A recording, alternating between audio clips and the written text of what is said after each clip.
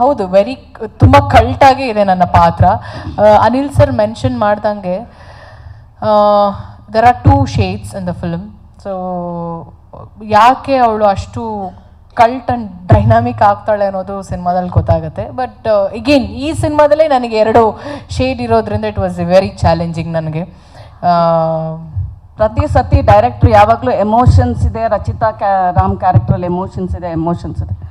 Modern ಲುಕ್ಕಲ್ಲಿ, modern ಕ್ಯಾರೆಕ್ಟರೈಸೇಷನಲ್ಲಿ emotions ಹೇಗೆ, how did you bring about it?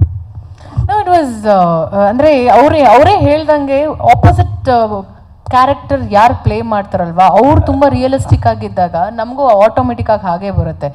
So it was myself and Zayed Banaras ಆದಮೇಲೆ ನನಗೆ ಇಟ್ ವಾಸ್ ಫಸ್ಟ್ ಟೈಮ್ ನಾನು ಸಿನಿಮಾದಲ್ಲಿ ಕೆಲಸ ಮಾಡ್ತಿರೋವಂಥದ್ದು.